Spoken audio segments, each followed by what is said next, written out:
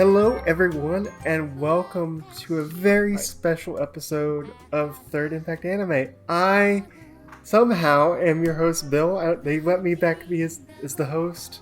I'm excited. And with me, as always, is Austin. Hello, I'm here. My CGI hands are ready, and I'm excited. We might have to examine them after the podcast to see if they're still flexible and can do proper bending and movement. Please don't. I'm very self-conscious. Hopefully you won't be too self-conscious around our very special guests that are from a very good Lupin-centric podcast. Why don't we have them introduce themselves? I am Drew. I am the host of Sideburns and Cigarettes, a Lupin the Third Podcast. I am Emma. I'm a co-host of Sideburns and Cigarettes. Yes, and we welcome you to our little podcast. Thank you for coming. Oh, thank you for inviting us.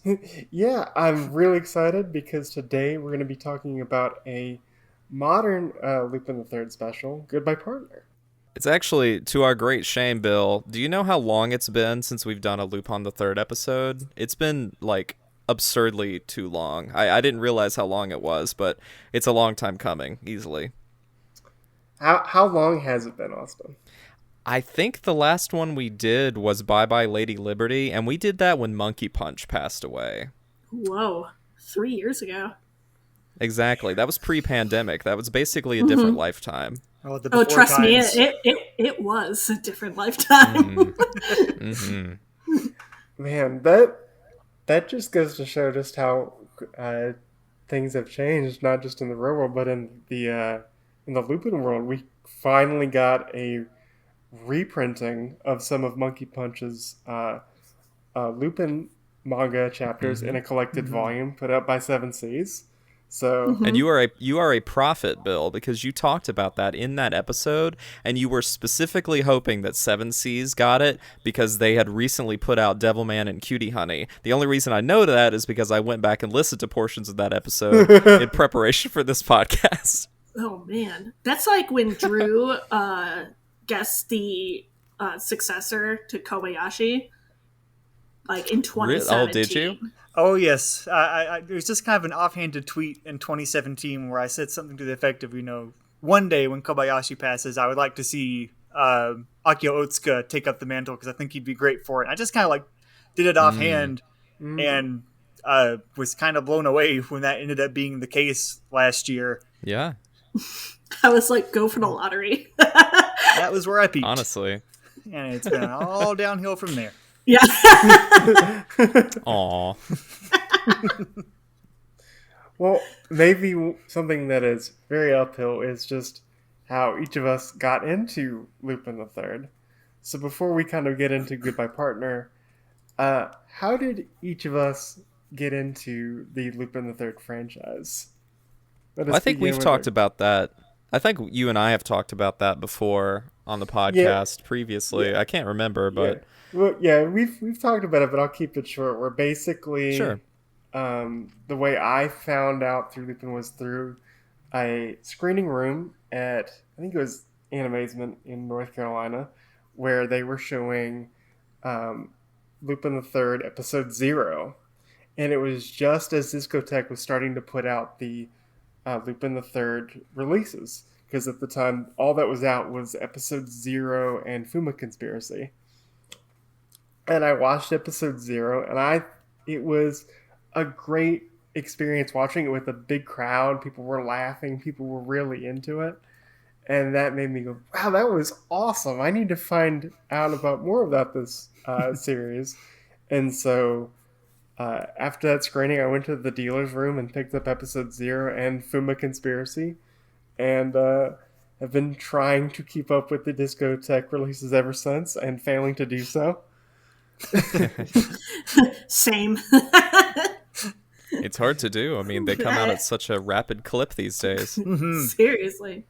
Not to mention all their other classic series that they put out that I'm just like, you're putting out too many good things. Yep. You don't have to tell Drew twice. Oh, Lord.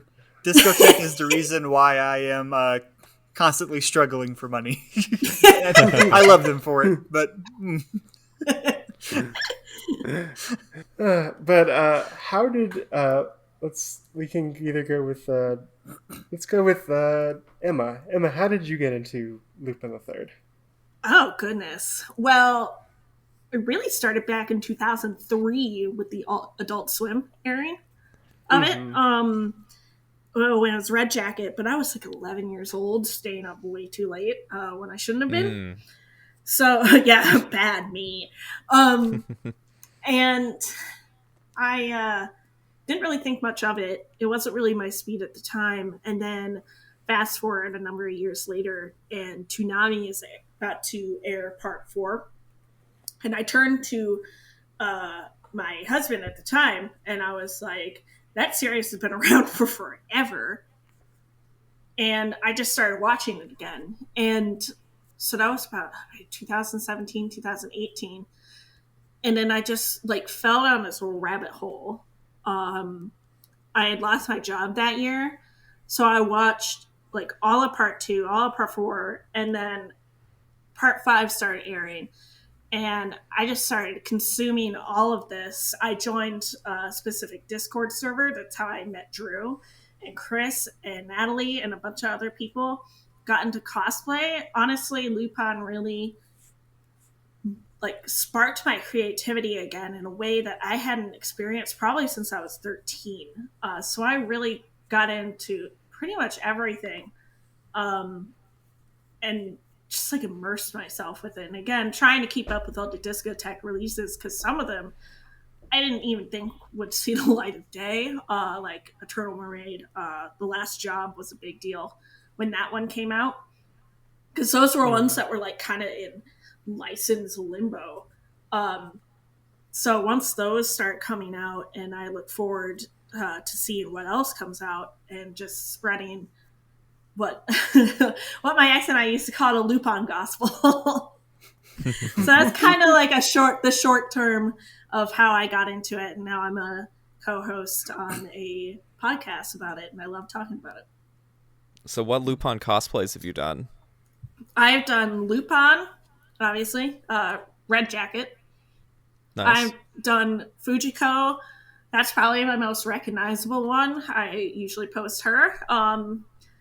And I've done like all different kinds of outfits from her. I've done her catsuit. I've done a pink dress. I've done just like variations of like a gold dress. I've done a bikini before. I've done like just a number of different stuff for her. I've done like a boudoir shoot as Fujiko. I've done Jigen, which I did usually as a pair with my ex, who is a Lupin cosplayer. I've done Zenigata. He was a blast. I did his part 4 and part 5 version with the red jacket. I also had a button with the gold star on it that says "You tried," which like put that cosplay together. And I've done. Oh man! I've also done Rebecca and Ami from part 5. Rebecca being part 4. I have not done Goemon yet. But that I think is about it. Man, you've almost completed your punch card. Yeah, seriously. Your monkey punch card, if you will. I'm hanging up. Bye. Dang. Okay. What about yourself, Drew? Well, let's see. So my introduction to Lupin was pretty much entirely a chance encounter. Because my general exposure to anime was not too extensive. I had a VHS tape of Sherlock Hound as a kid that had episodes that I now know were directed by Hayao Miyazaki, which will be key to this. And I watched Cowboy Bebop. Yeah, he's done a few things, not too much, kind of an up and comer. But pretty much one day after leaving college, I decided, you know what? I'm going to go buy an anime. So I drove to the nearest Best Buy just to look at the anime section, and there was one single copy of Discotek's The Castle of Cagliostro release there. And it had kind of rung familiar because there was a local retro game store I'd went to in the past, and one game had caught my eye, and it was Lupin the Third, The Legend of, or The Treasure of the Sorcerer King. I think that's what it's called. And I looked at it. The PS2 game? Yeah, the PS2 game. Yeah. I've got that one. Staring at it right now. Ah, cool. And, like, I didn't get it because I didn't have a PS2 at the time. Still don't, actually. But, that had always, that didn't always stick in my head, but, I saw that one time and thought, oh, that's cool. And it just kind of rang familiar, like, oh, yeah, Lupin the Third. Yeah, I've seen that title around. I'm going to grab this. It looked really fun and everything. And I immediately fell in love with that movie. One big reason is because since it was Miyazaki's first feature film, and I had that Sherlock Hound VHS tape as a kid, it has that kind of same general aesthetic, which just felt like a really nice warm blanket that reminded me of, being 6 years old and watching that tape on repeat. And so, that was a key moment of me falling in love with Lupin, but the thing that really tipped it over the edge for me was I'm like, I need to look this up. And I looked up, just on a whim, Lupin on YouTube and saw the first opening for part 2, which has like that really classic jazzy rendition of the theme by Yuji Ono. And I was like, oh man, I am going to dig this. And it was pretty much just an avalanche from then onward because I had gotten that Blu-ray halfway through the simulcast of Part 4 on Crunchyroll. So I caught up with that very quickly and managed to, keep up with it on a weekly basis for the back half. And that, I think, was, the final nail in the coffin, as it were, where I'm like, okay, the deal's sealed. I am going to be a diehard fan of this. And, now I'm hosting a podcast about it, so the rest was history. Our podcast really got into the found family aspect of Lupin. It's like the friends, the true treasure were the friends we made along the way. Indeed. Aww. It's the lesson of every Lupin episode, unless he's trying to kill his friends. And then even still, that's the lesson. Exactly. We're never sure if anyone's going to kill each other on the podcast, but... Not yet, but... Never say never. That option's always there. Maybe it's like the Lupin gang where they come close, but it never really happens. They stop just before when they have those miscommunications. Usually with Goemon, because Goemon can be very stubborn. But actually, that leads to a great segue of. Tell us a little bit about your podcast and like how it got started and kind of what's your ethos of it. Well, did you want to ask me? Oh, well, I'm sorry. Austin, I apologize. I might as well not even be here. Well, I thought you kind of mentioned it. Just, I had Woman of Fujikomine had come out. I got really into it. We were at school. That was before the podcast started. That was before the podcast. Oh. Yeah. That was before we were recording. But this is the magic of editing. See, I can make it sound like you just teed me up, and this disgusting erasure of your good friend Austin is like it never happened. Oh, I know that magic so well. Exactly. Okay. Okay, wait. Rewind. I'm rewinding time. Austin, how did you get into Lupin the Third? Well, in a lot of ways, and I'll keep this brief, my introduction to Lupin the Third is a direct symbiosis of your fandom of Lupin the Third, because, and we've probably touched on this a bit in previous Lupin episodes, but we got to be good friends in college back in the 2014, 15, 16 type of time frame, and we were going to the Japanese club there at school, and we had the Animundays nights. So you and I, formed a friendship and a bond through anime, and I had not had any familiarity with Lupin the Third at the time. I may have known that Castle of Cagliostro existed in the abstract just because, at the time I was a fan of Miyazaki's work and working through his catalog, but I'd never actually watched it. So you pushed me to watch The Woman Called Fujiko Mine because you knew I was a big fan of Cowboy Bebop, and it has a very similar tone and aesthetic to that. So I watched the whole season of that and thought it was just excellent. And then we sort of slowly got to watching some more Lupin that weren't quite of that flavor. We watched Castle of Cagliostro, of course, and probably a couple other things that slipped my mind now that I'm trying to think about them. Crisis in But Tokyo. That's one. Yeah. And I remember we watched, shortly after it came out on Blu-ray from Discotheque, we watched at Animazement that you mentioned earlier, we saw Jigen's Gravestone there at a screening room, and that was really fun. And then, again, kind of like what Drew said, after that, the rest was history, and I've just been slowly watching more Lupin as time has gone on. I remember watching parts of Part 4 simulcast on Crunchyroll at the time, but I didn't finish it until way many years later because I'm horrible at watching anime. Anybody that listens to this podcast, they should know that. But that's it. I'm done. Thank you.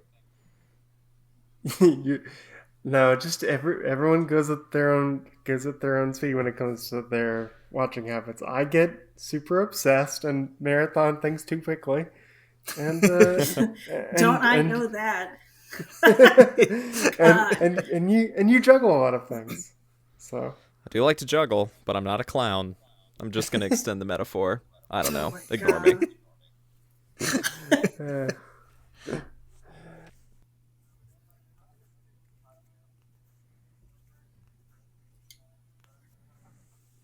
I'm going to let Drew take this one away.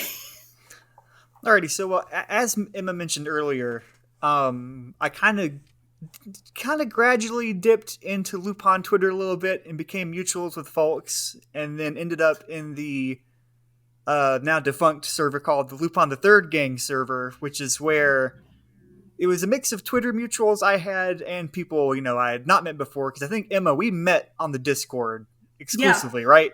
Yeah, it was during a stream of Otakon 2018 and Yep. Discotheque's license announcements, and they announced Eternal Mermaid. Oh, wow. Yeah, that was a very pivotal moment. Yes. But it just kind of happened naturally. Just there was a very close knit group of us in there, and specifically, me, Chris, Natalie, Emma, and our former co-host Jay.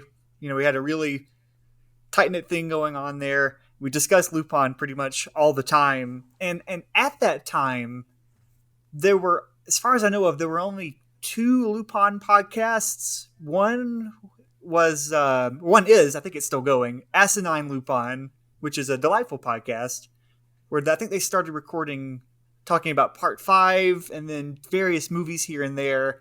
And then there was Lupin Lottery, which the whole ethos of that podcast is really fun. They were reviewing episodes of Part 2, but like the episode they were reviewing was chosen strictly by a random number generator between 1 and 155.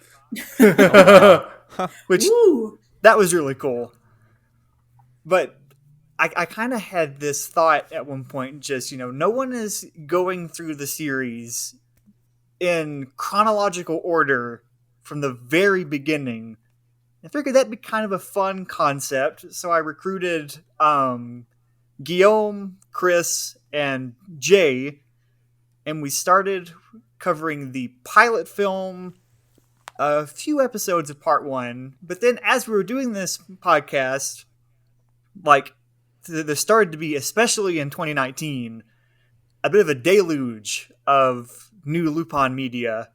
And we're kind of like, it would be kind of... I feel like we'd be missing out if we weren't covering some of the newer stuff. So the ethos of the podcast became, as I say in the beginning of every episode, we are covering every entry of the Lupin the Third podcast in mostly chronological order. So whenever keywords, whenever a new entry arrives, we kind of put our chronological discussion on hold if it's legally available. That is, we'll put everything on hold, cover that. Like the most recent example of that was a very fun, but I will admit arduous task of covering the airing of Part 6 on a weekly basis. Oh, you poor soul. Yeah, okay. So I was only, because I just joined as a co-host like recently, and I had been a guest on some of those episodes, like some that were like back to back, I think. And even then I was like, God, this is exhausting. I just have to record. I'm not even doing the editing. I was like, I can't do this. I mean, there's a reason why Third Impact anime is fortnightly instead of weekly. So I totally understand. Yeah, and I applaud you guys for doing weekly for Part 6, because the side tangent, Part 6 had its problems. Which we're not going to get into that on this. We're not going to, but I think it had its problems that a lot of the fandom had with it, and even doing weekly, that's tough, because for a hot minute I was doing weekly review kind of AV Club style write-ups of Part 5. Mm-hmm. And when that was coming out on our website, thirdimpactanime.com. Mm-hmm. And after like the 5th episode, I was like, I can't do this. Even though these episodes are great, I just can't do it. I'm getting tired because I don't know how to write this and just how to approach this every week. So I applaud your tenacity. I don't know how they did it during the Sherlock arc.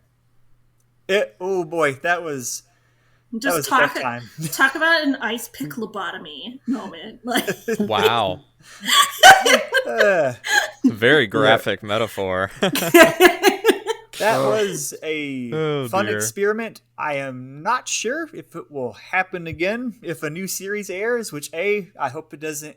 I love Lupin with all my heart, but I would be fine if a new series doesn't happen for about 3 years after that, But I think the next time a new series will roll around, we might just do when it reaches the halfway point, we'll do, a big episode about that half of the show, because it was a lot. Although I won't say what's the best way to word this? It was a very valuable experience overall, because I think it really helped me with my kind of editing timeline speed.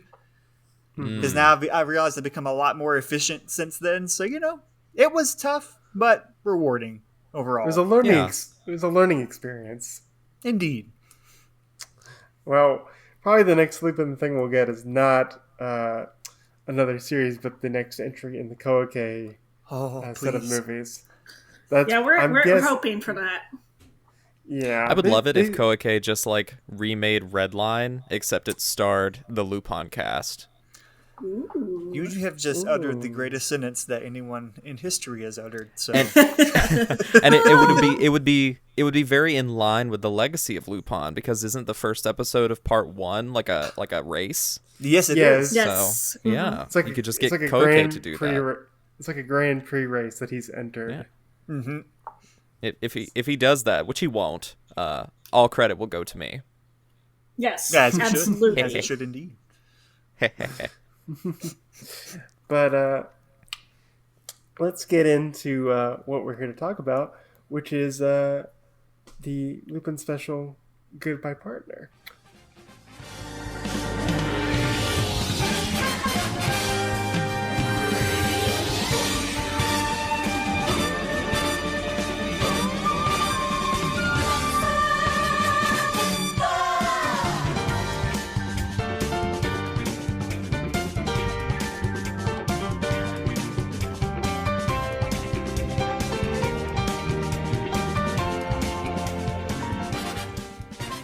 the main reason I want to talk about Goodbye Partner was for two reasons. One, it's I think one of the better modern Lupin specials. And this is again in my opinion.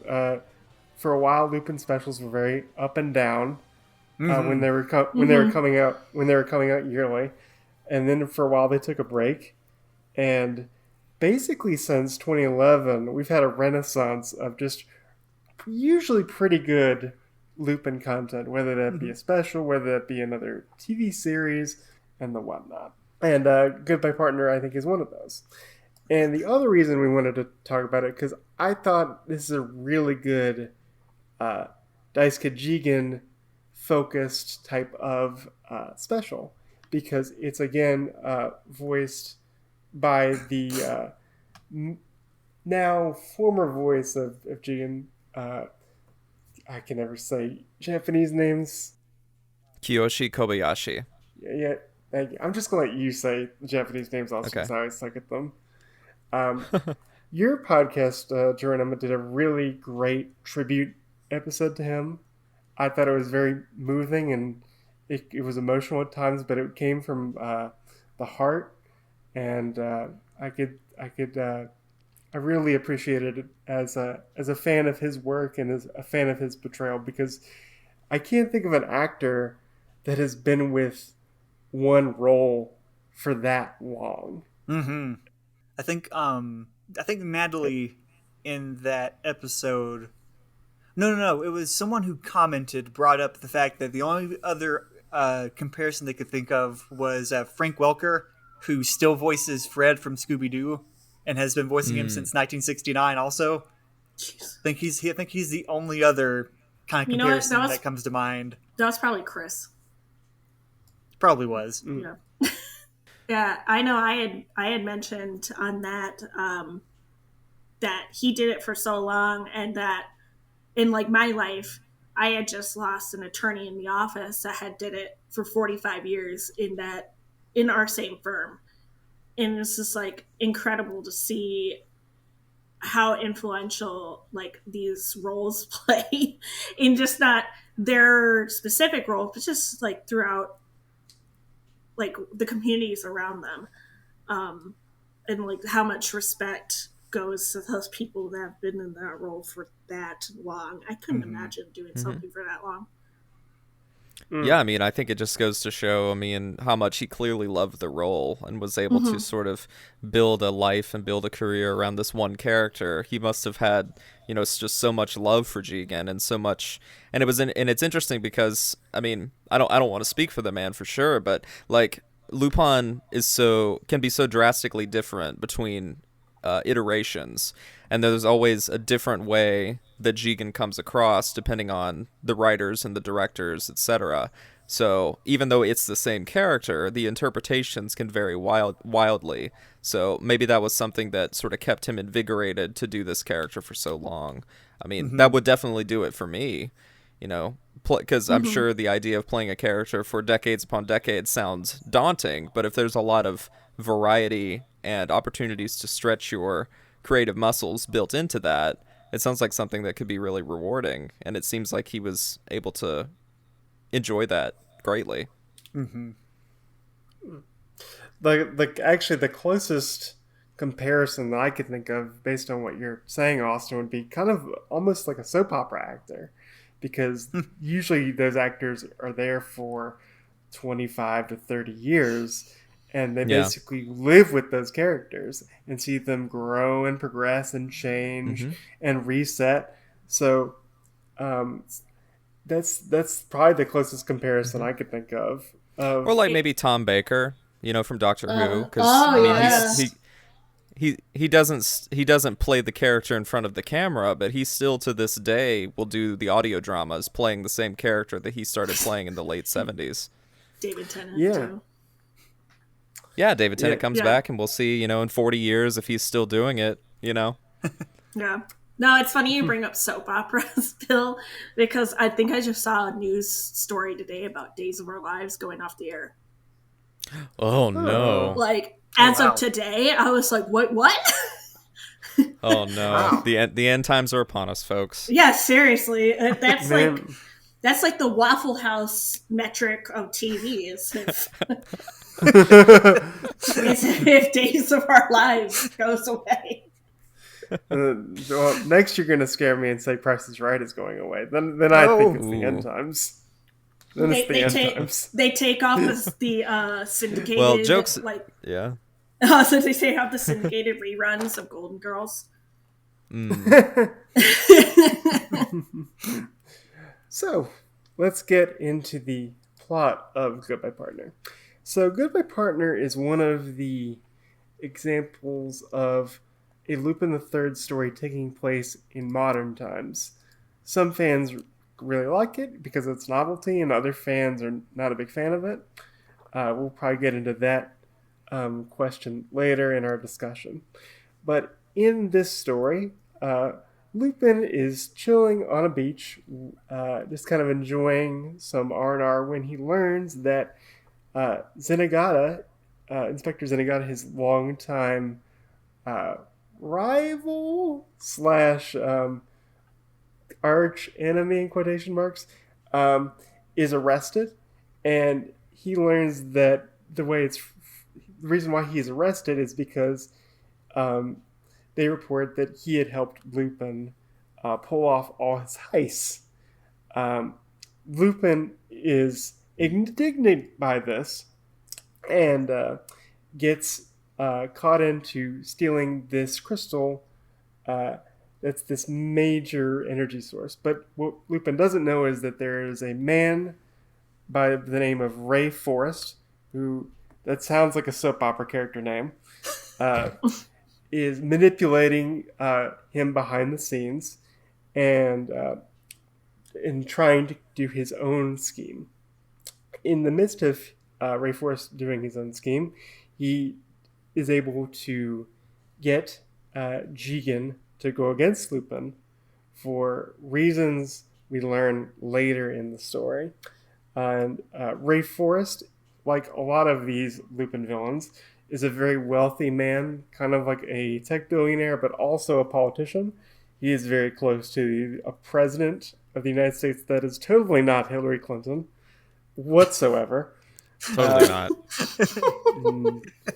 Totally not. I think they were trying to predict the election when this was coming out before 2016.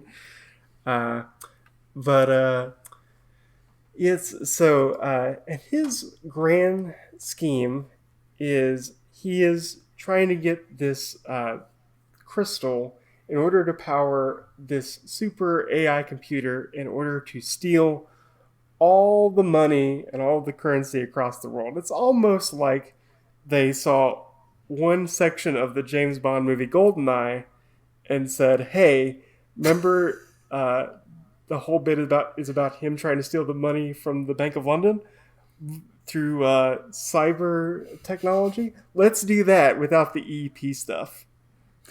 It's a good comparison. Thank you. And of course, Lupin recruits Goemon because Goemon is trying to see if his sword is worthy enough to cut this crystal or not. And of course, Fujiko is up to her femme fatale, feminine wiles as per usual, palling around with our villain. Slight addendum to that, because Lupin basically manipulates Goemon into joining him on this crusade by saying, hey, you get the chance to cut a really hard rock. Aren't you excited? And that's like the whole reason why he joins on for the adventure, which I love. Same. Goemon is a very simple man. He enjoys the simple things in life. He probably would get along very well with the Amish. He has his priorities in order. Exactly. He knows what he wants to. He wants to train, and he wants to find something that he cannot cut, which up to this point has not happened yet. So everything he cuts is worthless to himself and his sword. Uh, yeah, there's a lot of modern references. Like there's an Edward Snowden equivalent that's kind of used as backstory. And of course, Lupin the Third always loves its history. So they bring in the famous composer Chopin as a kind of a part of the story. But we will probably get into the story after we get into our production notes and cast lists.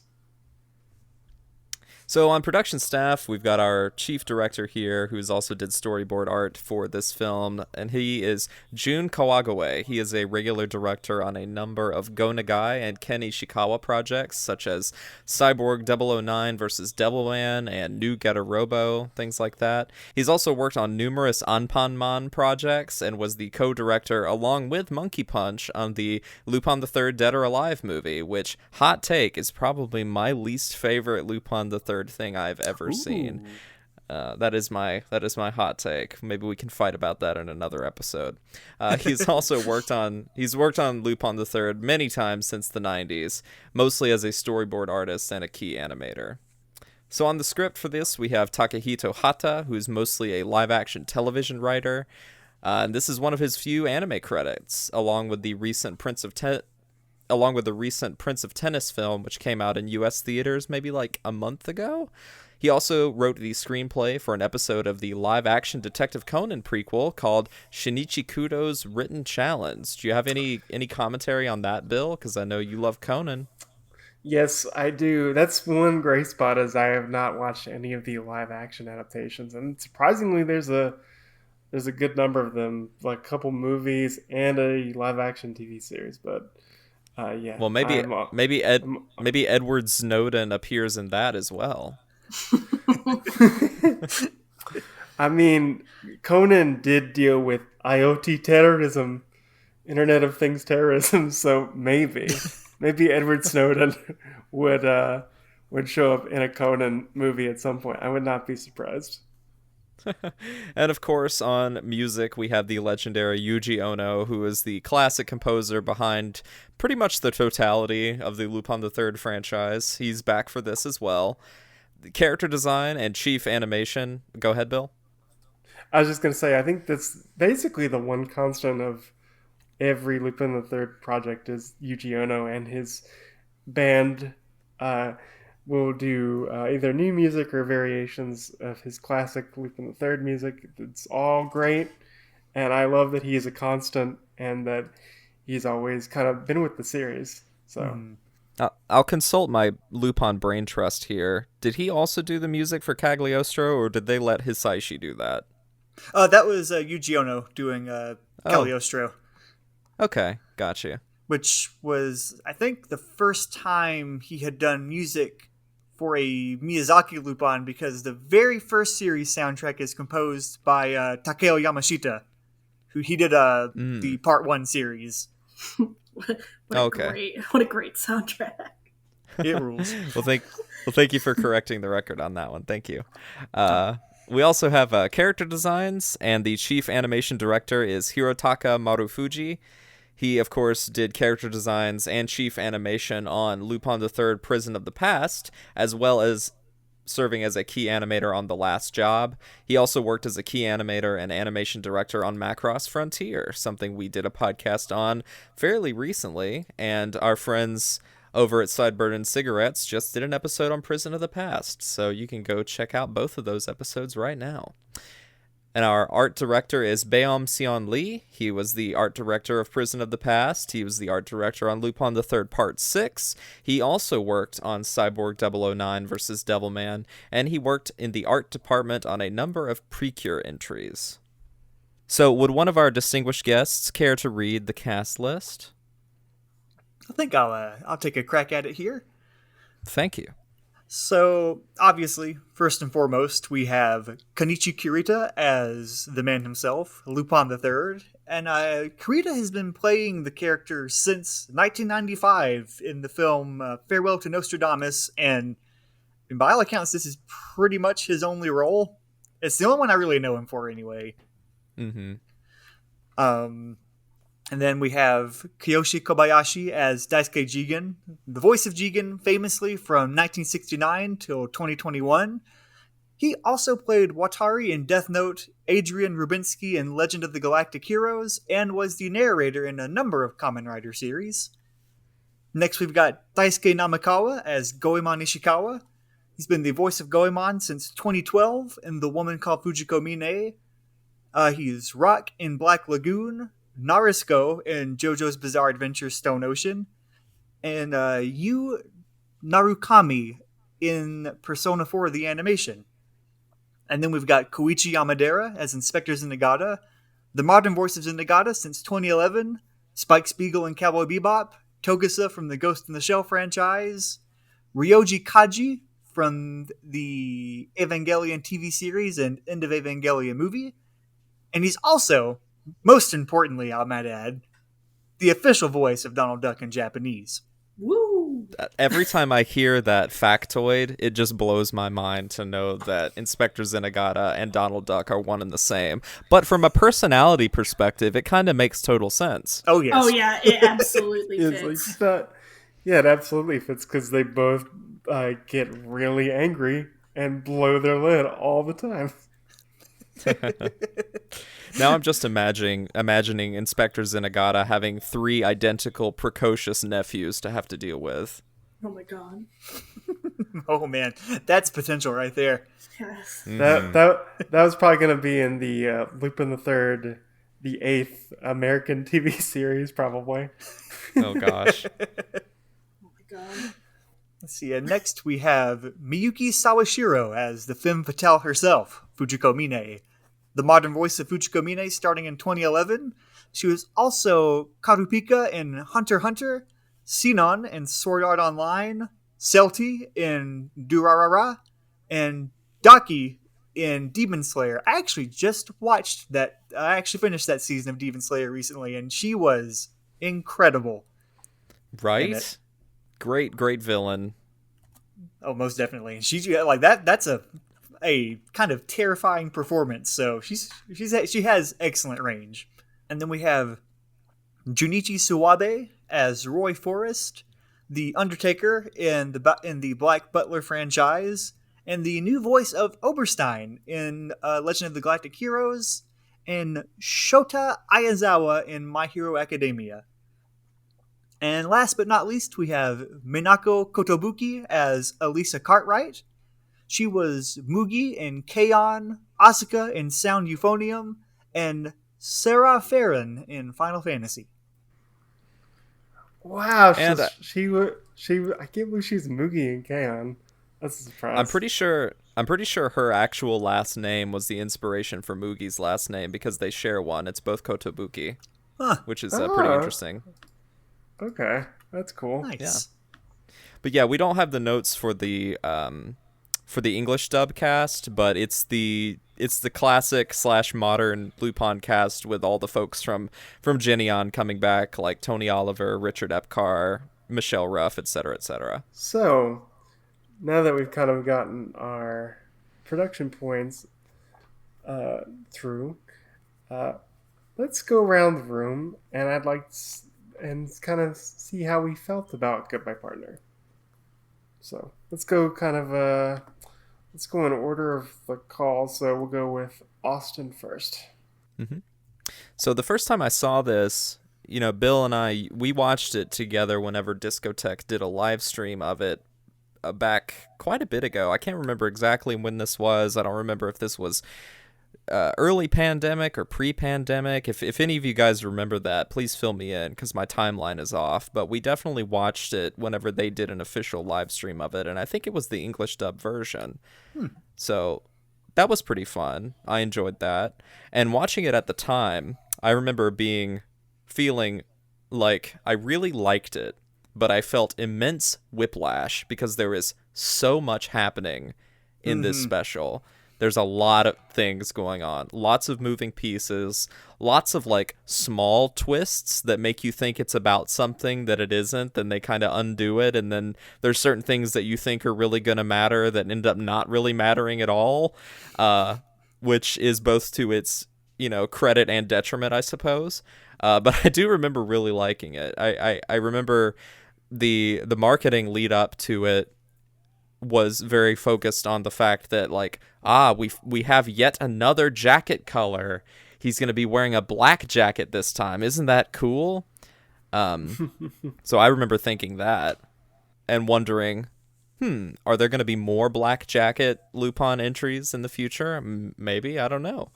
I guess as we will talk about, the jacket color in this particular special isn't particularly relevant, but I think it is interesting to know because so much about different eras of Lupin do center around the jacket. But I did really enjoy it. I think it's a lot of fun. It's very in line with some of the recent TV series, at least from what I've seen, and I'm not super caught up. I haven't seen any of Part 6, and I've barely seen anything of Part 5, so I'm a Lupin journeyman. I'm no expert, unlike you three.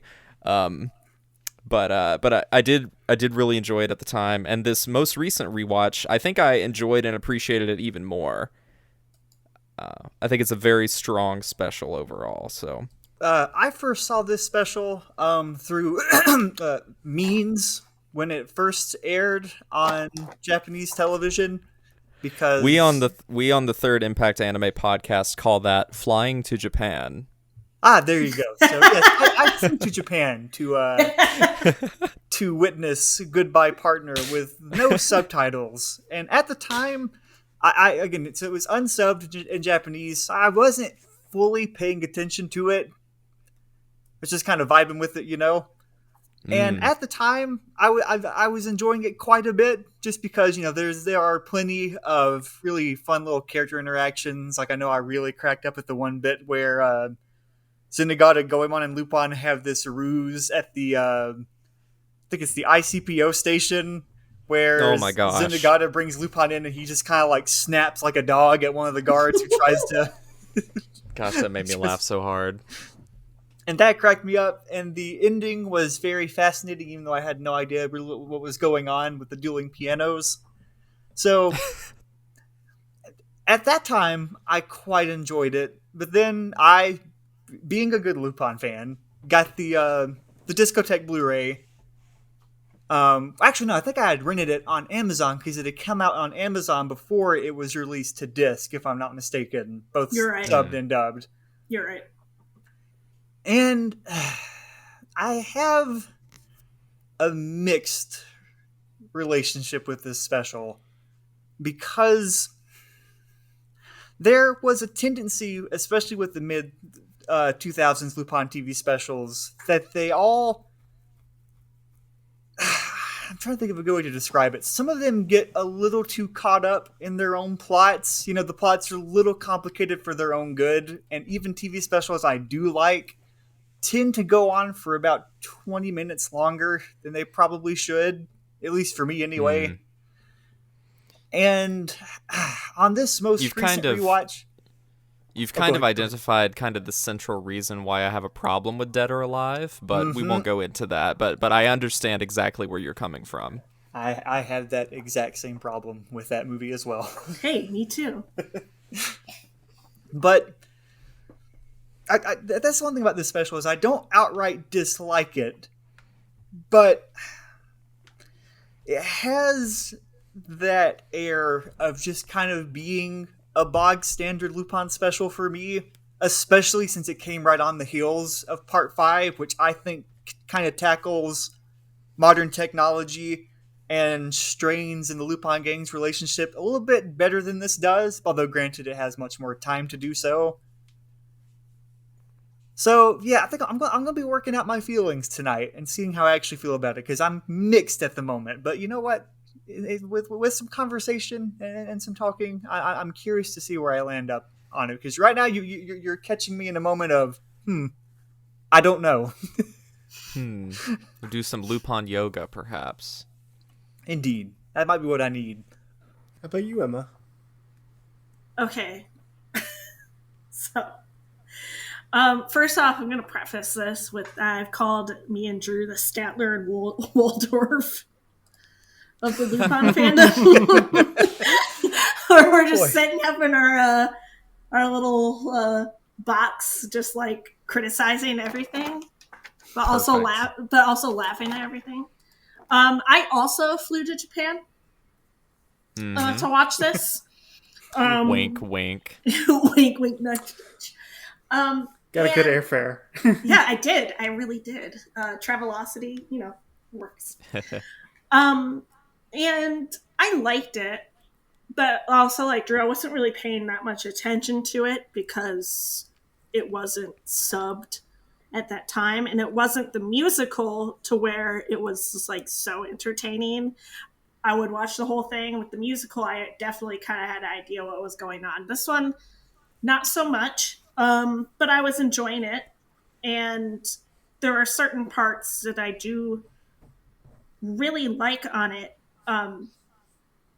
For instance, Goemon and Lupin teaming up, that's often not an often utilized pairing, and I did like that. Zenigata is really funny at all times, and he's also a badass. Also really enjoy when both of those things come together for him. Also, a wonderful scene of Lupin playing in a bubble with the girls. I like that.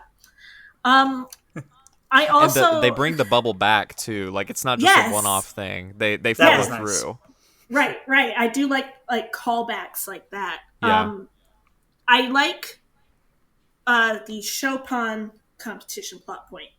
I think I mentioned before we started recording that I did study music in college, and my ex-husband is a music major, so did a lot of study in music lit. Chopin is one. I even asked him today because I wanted to really get his thoughts on it. I was like, "What? How do you feel about Chopin?" He's like, "Yeah, so like, oh, all right." He's like, maybe not my favorite romantic era composer, but like a good one. There is actually a piano competition held in Warsaw, Poland. Yeah, it started in 1927. It's held every 5 years since 1955. The most recent winner of that competition is the youngest winner to date of being 18 years old. However, the special has it in London. So I was kind of like, especially because Chopin is from Poland himself. So does that competition always happen in Poland, or does it travel? What I read, it is typically held in Warsaw. Yeah. Well, that just took this special right into the toilet for me. No accuracy whatsoever. Unsubscribe. Right. Yeah. No, I'm done here. Goodbye, partner. More like just goodbye. Goodbye, Chopin. Goodbye, Lupin. I wish they had showcased more of Chopin's work. If they're going to use such a prolific composer, they only used really 2 of his pieces. One of them being the Revolutionary Etude, which is the one that's used when she's playing with Fujiko. Because he has such a wide base of work to use, and they really only focus on the 2. It's like, man, if you're going to use a romantic era, go like Mozart, maybe. I don't know. And maybe they chose Chopin because it sounds like Lupin. I think you're on something. I mean, that's my armchair theory. I don't know. Yeah, I like it. Also, mixing swing jazz with Chopin is jarring. I'm still like, Amilka trying. thought the same thing. No, it's just like, what? She did. Huh? That was me when I heard it. I was like, wait, what? But like, it kind of works because swing jazz doesn't have like really that like set of a pattern to it, whereas the romantic era music does. And for some reason that mixes, but then like the tonal differences are like all over the place, and that's even heard. So even like during that portion of the special, it's hard for me to listen to. And I know that like that is the purpose of it, but I'm like, God, I can't. And like it does that's go like, on for a good few minutes, right, as well. and with those awful CGI hands. Oh God. there are so many things that I do like about this, but there's so many things too that I just think come up short. And like Drew says, maybe 20 minutes longer than it should have been. There's like, I'm really trying to think exactly if there's one thing that I particularly really, really enjoyed out of this. Because there's always something that's special that like really sticks out, but this one not so much. It's like small things that I like here and there, but nothing that like I really, really love. For me, this one is just kind of more medium to probably lower tier for me, just in comparison to all the other ones, especially when you have a powerhouse like Prison of the Past come out later. Those are really my thoughts on it right now. I have more notes, specific notes, that I call Drew Knows Peanut Gallery notes. That we can get into later, but those are my just general thoughts on it. And sorry for my rant on the music side. Oh no, that's I mean, really, I think that's a valuable perspective. So thank you for bringing that. Yeah, it's really insightful. I have to be the hipster of the podcast, it seems. But I really like the special a lot. I think there are problems with it. Like, I think there's too many red herrings in this plot. They should have streamlined them to the best of their... to make it probably much easier to follow. Like, for me, I feel they could have cut the Chopin part out. Because it doesn't... Chopin and his history doesn't really play a role in the general story. It's more kind of set dressing from my perspective. And it's funny you said you prefer Prisoner of the Past, because when I watched Goodbye Partner the first or second time, I watched Goodbye Partner and Prisoner of the Past back to back, where with Prisoner of the Past I had to fly to Japan to see it, and unsubbed, and I couldn't make heads or tails of what was happening during Prisoner of the Past. So I don't have a strong memory with that one. But with Goodbye Partner, I think what makes it great is just it has some good action. I really, really enjoy the Jigen storyline of why he's doing what he's doing and the backstory we see of that. We don't get the full context of the relationship he has with the mother of the pianist. Minako?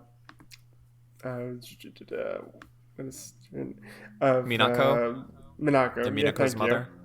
Yeah, like, it's hinted that it might be a romantic relationship, but we don't fully know that. And Lupin's reaction to what is happening and just the back and forth with that, I think is really cool.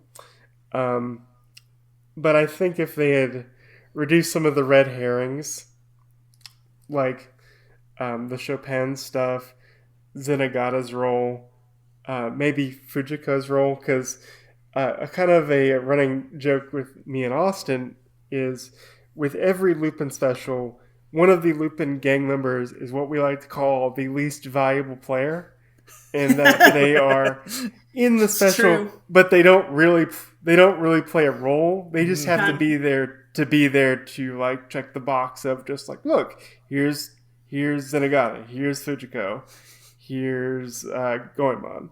God, that is it's so usually, true. It's usually one of those. Yep. It's like you see them, they're here, you're happy, they're gone. Yeah. No, we totally get that. I think we have that same joke, actually. It's a common complaint among Lupin folk. and for me, the least valuable player for this special is Fujiko, because she barely has any role, or like she doesn't really have any scheme being close to Ray Forrest. she's just kind of there to be there.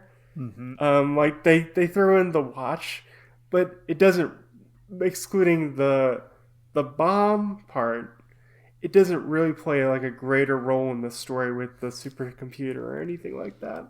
You know, it's funny you mentioned red herrings. Like, basically the whole idea of our main villain putting a bomb collar on the guest character in the form of Minako, who he's kidnapped, is basically completely thrown in the trash about halfway through the movie. It's like no longer a problem because like Goemon shows up and cuts it off her neck and it's no big deal. I mean, it has a very funny and convoluted way that Lupin is able to disarm that bomb, which I both find just insane and also like really hilarious. But still, it's like a red herring that they're like, oh, we're setting this up. Oh, never mind. Well, and also just with the guest character in the plot, like she doesn't really play a role in getting the supercomputer to cooperate. Like basically, they show that anybody could hit that one B note and be done. They only need her to interfere with the AI later for whatever reason, but you could change that to something else if you wanted to.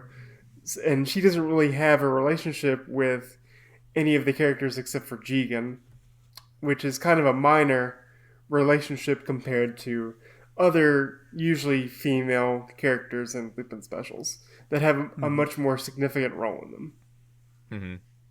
But overall, I think the special has some good moments. I love all the stuff with Jigen, and I think it's a good modern special. I don't think it's like S tier.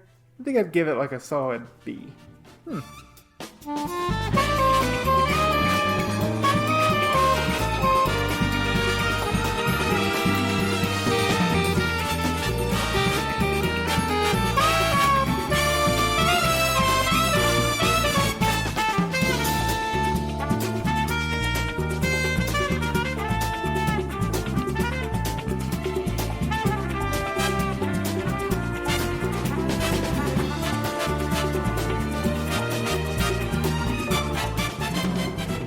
Actually, I know we'll probably get into it later, but I actually really do.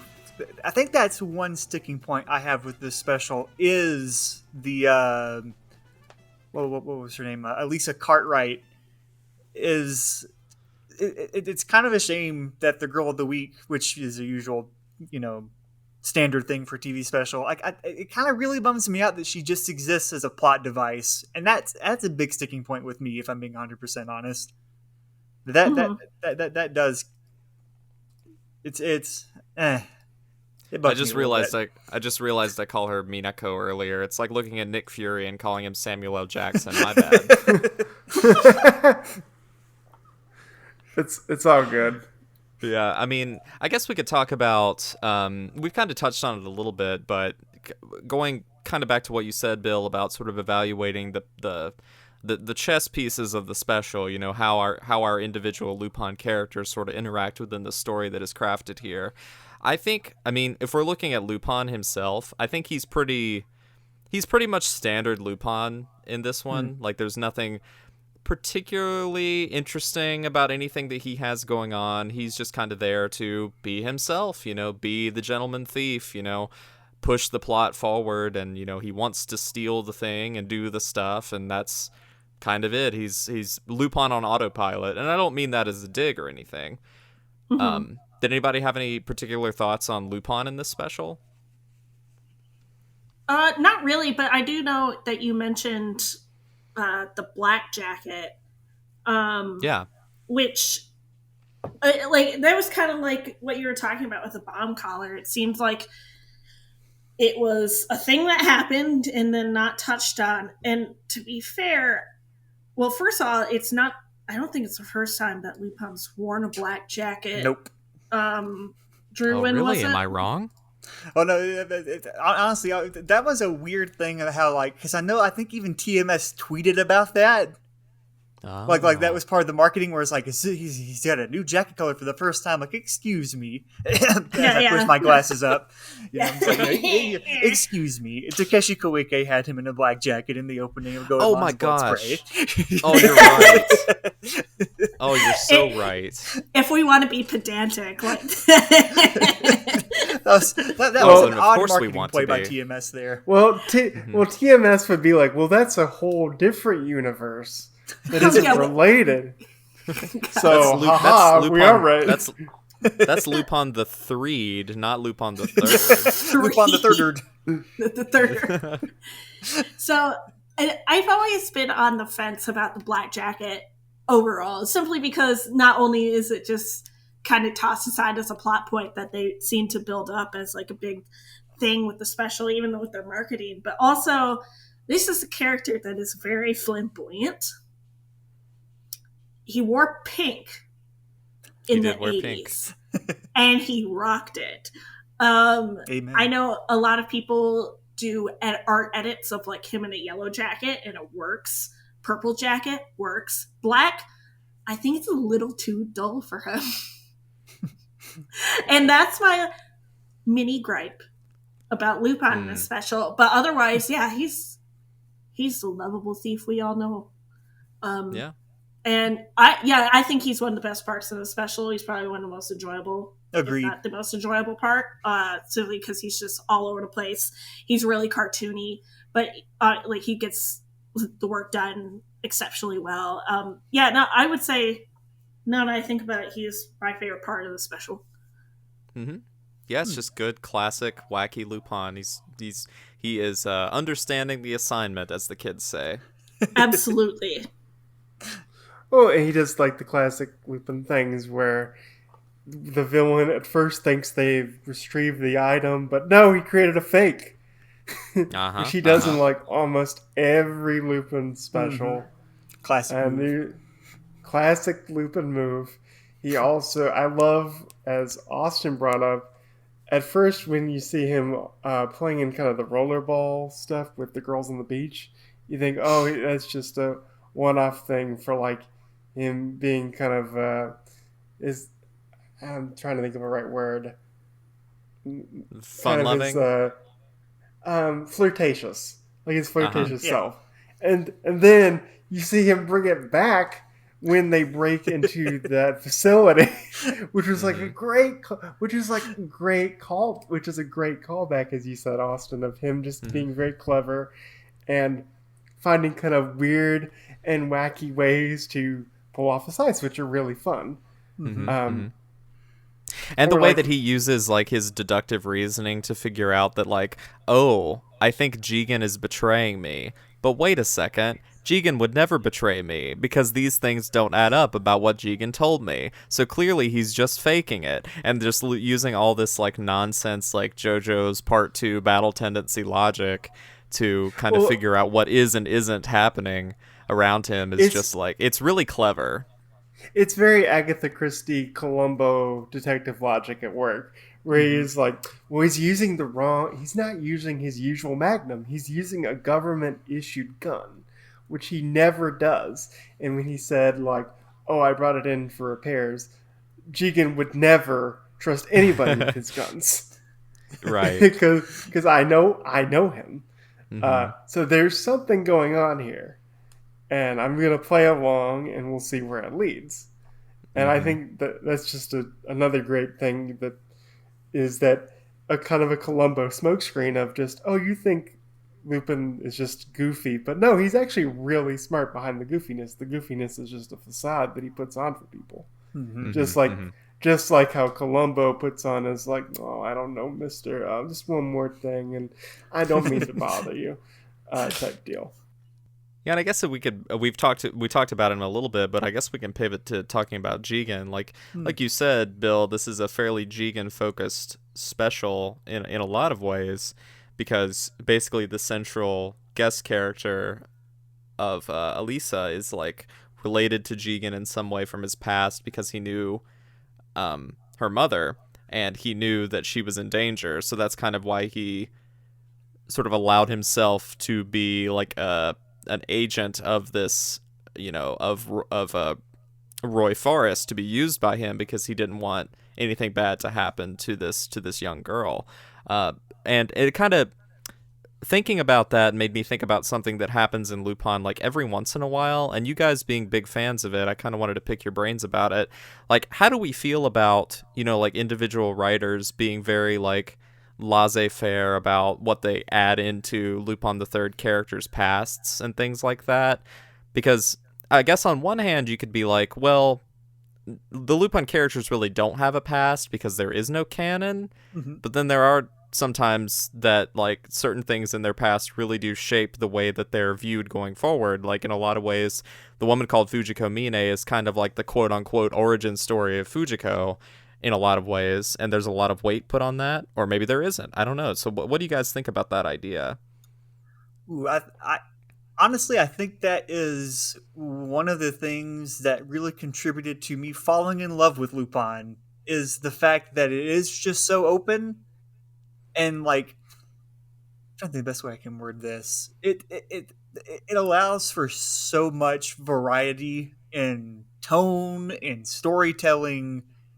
It kind of opens up, like you can have something like the Castle of Cagliostro, where it kind of explicitly points out that this is later in part one, Lupin's career, kind of like him at the twilight of his career. But then you've got the Koike films and the woman called Fujiko Mine, where it's like kind of an alternate telling of the gang when they first met, and the TV specials. And then some writers like to what's the way I can best put this?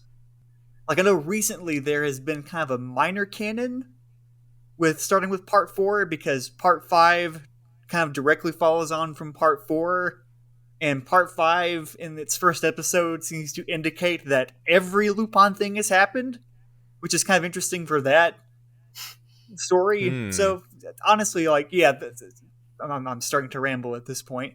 But I really do appreciate the kind of, well, not the kind of, the very loose nature of kind of canon in Lupin. Because it also, it can seem like an intimidating franchise to get into just from the sheer volume of entries. But really, with like a tiny handful of exceptions, you can jump in at any point and you can introduce someone at any point, and the cool thing about that is that, like, you can kind of gauge what kind of preferences the person you're going to recommend it to, like, what they're into. Like, if someone likes Studio Ghibli movies, you can kind of show them, here's Castle of Cagliostro, the Fuma Conspiracy, the later half of part 1.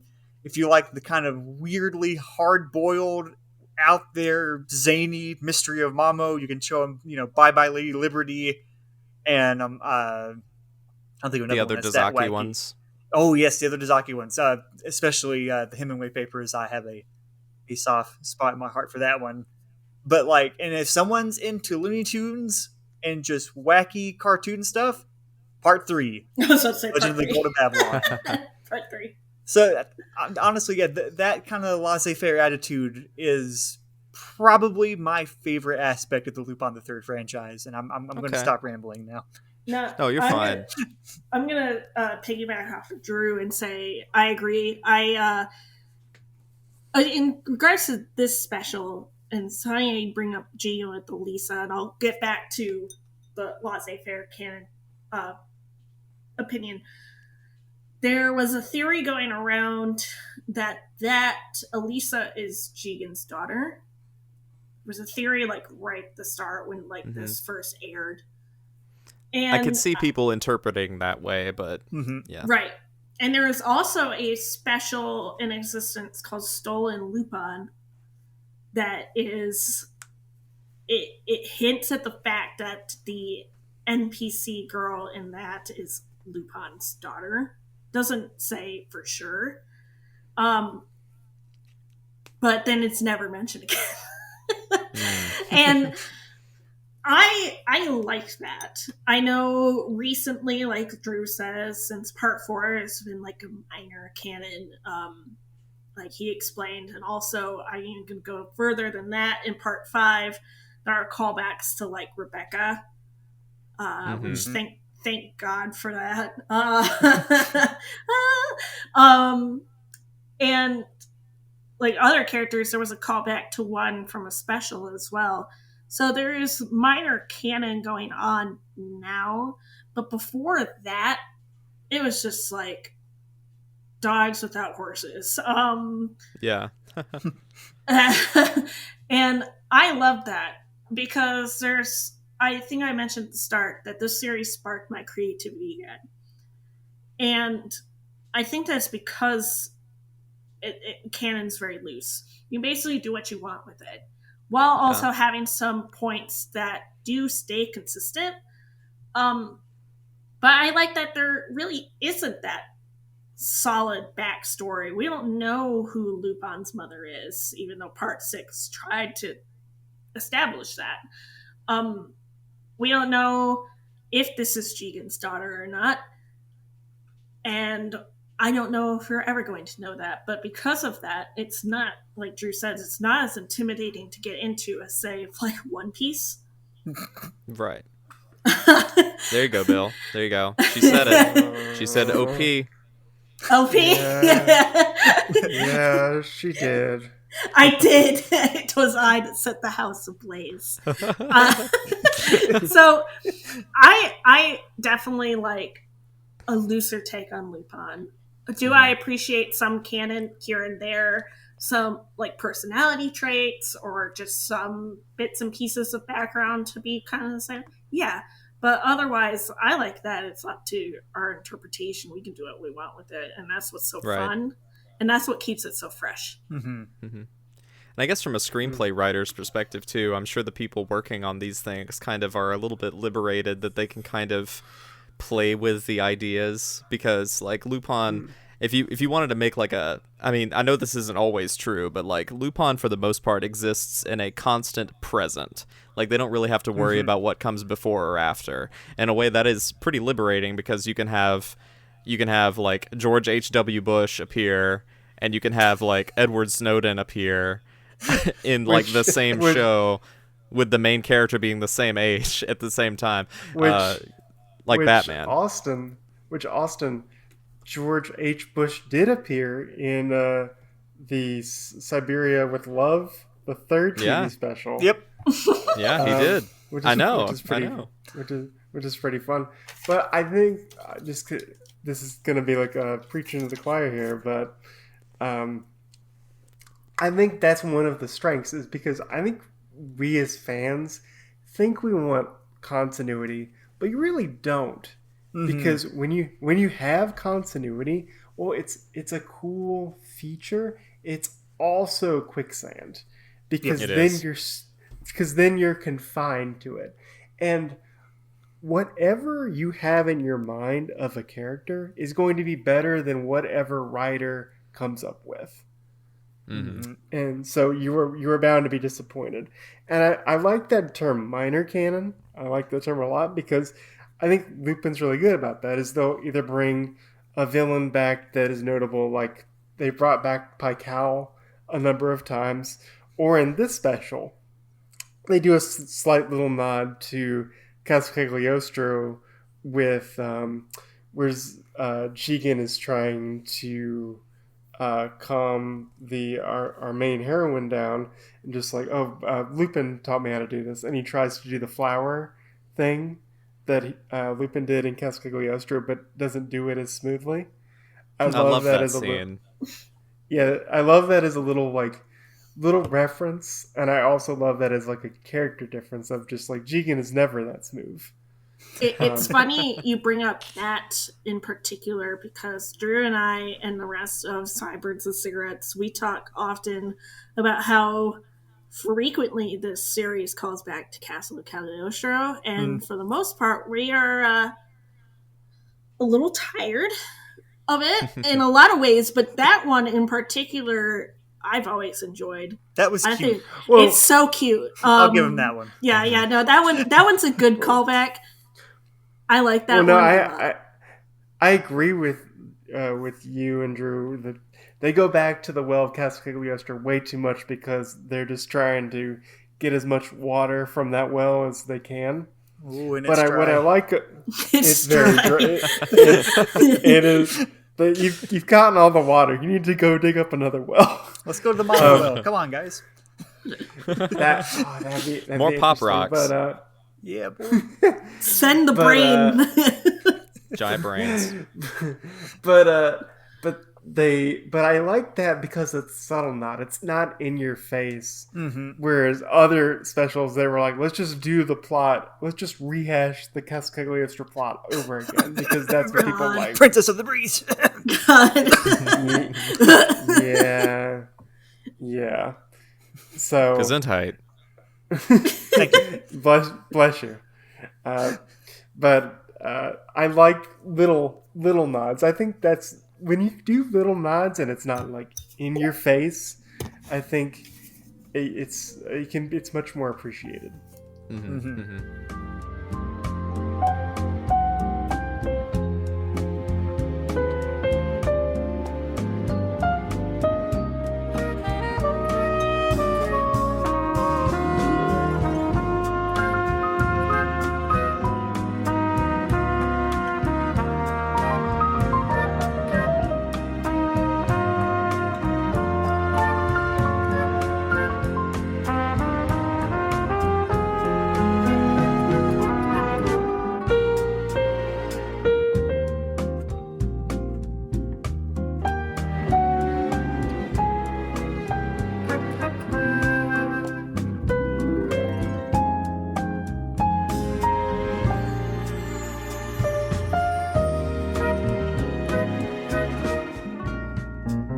So we kind of went down that rabbit hole a bit. So let's kind of get back to, talking about the individual characters here. So we talked a little bit about Goemon. I would say he's probably the second least most valuable player in this, but I do really enjoy like the central joke of the whole special here, where Yes. the only reason he's here is because he really wants to cut that rock. Like, I think that's very funny. That's very Goemon. It is. God love him. But he is a criminally underutilized character. Mm-hmm. Thankfully, he gets more of a role in this one, Mm-hmm. as well as And I Chris in loved- the past. I loved the scene, and Drew, you mentioned it towards the beginning of the show, where Zenigata was bringing them all into Interpol because, events happen, and Zenigata briefly teams up with Lupin and the gang, which does happen in a lot of specials from time to time. Like I was watching Voyage to Danger, and it happens in that one too. Yes. But anyway, like he brings them all into the Interpol station, but Goemon has dressed up as Lupin, and Lupin has dressed up as Goemon, dressed in a disguise. And all the layers going on there make for some excellent hilarity. Whereas Zenigata is just like interrogating Lupin relentlessly, and Goemon, who is not a master of improvisation, unlike Lupin, it just kind of ragdoll affects himself and doesn't really say anything. It's quite some excellent comedy writing. Maybe if I go limp, they won't bother me. Exactly. I do appreciate his commitment to the bit of how he just completely goes feral and snaps at a guard who tries to approach him, which It's like Goemon's idea of improv is just violence, which is really funny. usually what he resorts to. Exactly. That's all he knows. Well, I love that. Goemon can be a very regimented character. I think a great example of that is when that scene where Jigen betrays Lupin, and he knows that he's not going to be able to beat Goemon in a fight because of the speed that Goemon has with his sword. So he when he fires his bullet, it's really just a gas bullet to put him asleep because I can't. Yeah, that was I good. can't beat it. I can't beat him, so I need to find a way to surprise him because he's so regimented. He's not going to suspect that I'm going to fire this gas bullet onto him. I think that's really clever. Mhm. Sorry, I just started thinking of Joe Dirt with the poison mustard gas. Sorry. Oh my gosh. I Didn't think that would come up. So I just love that the universal thing about Goemon with the entire gang is like, we can't beat him. So they have to resort to dirty poison mustard gas tactics. Which Jigen is smart enough to know that would work. Absolutely. Mm-hmm. Good on him. Yep. Like, he's smart enough to know that he wants Lupin to think he's trying to kill him, but he's also doesn't really want to kill him, so he just shoots the lighter that he knows is inside of his jacket. Because Jigen never misses. They did that in part 4, too. You know, it's funny, Emma, you mentioned the whole fact, and Bill, you mentioned it too, the fact that, you know, Jigen and pretty much the whole gang knows that they can't take on Goemon, so they have to, like, take other minions. I like that also plays a part in the ending with the AI, Emilka, when Goemon cuts through that door, and she's like, I think she says something to the effect of, you know, that sword can't cut through that door. Like, what was that? All right, I'm shutting this entire thing down. Like, she essentially does the Homer Simpson backing into a bush thing, like, yes, pretty much. I don't understand that sword, and I don't understand you. So, I just seals it. I don't understand where you're putting seals swing jazz. Yeah, that was great. She was just like, logically and through all laws of physics, you cannot slice through that door. How did you do it? Amilka.exe has crashed. Right, exactly, 404. And Goemon is just like, well, I've just trained. I'm just that good, or something like that. So yeah, what do we think of? I think Zenigata in this special is quite funny. I think one of the things that stands out in this one is that, like, they set him up to basically be written out of the special pretty early on, because he gets arrested by Interpol because they have this cockamamie theory that he's the one that has been helping Lupin all along, which is why they never seem to be able to catch him, rather than his own incompetence or what have you. But then, you know, about, you know, 2/3 through the special, we see Zenigata in prison. Like, he doesn't show up until then. And it's just kind of like a surprise of like, oh, you know, they're not actually writing Zenigata out of this. He's going to be part of the adventure. So it's kind of a nice surprise whenever he does show up. I kind of liked that touch. It was a smart little twist there, I thought. I also love the scene in the Interpol station, because usually every time it's one-on-one, it's a very much Roadrunner Coyote scenario where Zenigata's the coyote. But when it comes to other people, and he does all those getting all the police and security tied up with all his handcuffs, which was like a really cool sequence for him. I'm just like, oh no, he's actually good. He's just not as good as Lupin the Third. Right. And so he's always going to be the coyote to Lupin's Roadrunner. Right. When it's just between the two of them, but in the general world, no, he's really good. Right. Zenigata, I think that was a good touch. Yeah, Zenigata is my favorite character of the main five. I feel very passionate about Zenigata. Thank you. I have a theory that all the specials that utilize Zenigata properly and also have him at the forefront are top tier specials. Unfortunately, this one only gets one of those parts. And they utilize him properly, but just not enough. I just think that he, like, once he helps, like, the interrogation process, I don't think you see him the rest of the special. That is true. It's like he gets his, like, little arc, and then he's kind of out until the very end. Then he's out, which is a shame, because he is a really strong part in it. And Bill, you mentioned Zenigata is an incredible police officer. He is just always like a half step behind Lupin. Lupin is just that good. Whereas Lupin is the top of his game, Zenigata is the top of his game, just barely under. Sorry, go on. I was going to say, let's just not forget exactly, like, Zenigata's last thing that he does as a main part of the story. Right. Were you going to mention that? Where he has like all the handcuffs? No, like whenever he catches Roy Forrest, like how he gets that done. No. Oh yeah, at Like, the end yes. where he ejects from his like super expensive plane, and when he thinks he's like, I've made it, Zenigata was like, no. When he gets captured, he's like, "What? We're in the United States waters. I'm friends with the president. You can't arrest me." And then he's like, "Aha! But we're in international waters where the United States has no jurisdiction.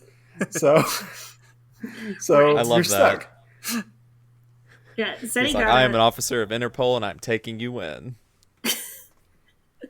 He's just so good at what he does. Mm-hmm.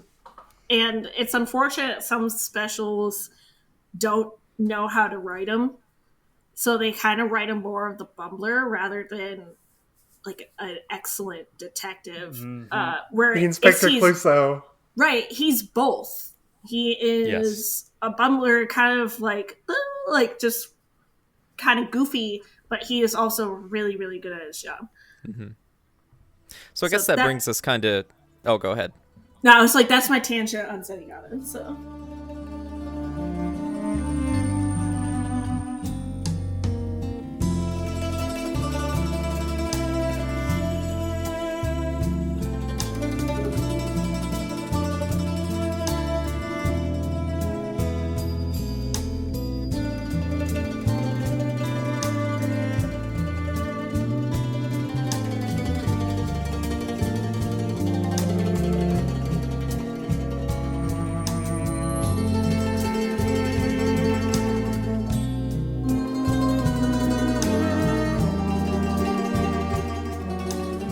So I guess that kind of brings us to Fujiko, kind of at the very end, which unfortunately I don't really, at least me personally, I don't really have that much to say. I did kind of enjoy kind of the beauty and simplicity that, like, you know, compared to everyone else, this time Fujiko really was just in it for the shiny watch.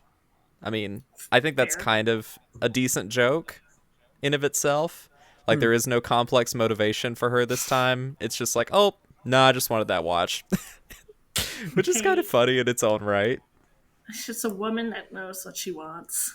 Exactly. My main thing with Fujiko, and she does have her purpose, at least in the terms of adding to the piano playing. Right, she does.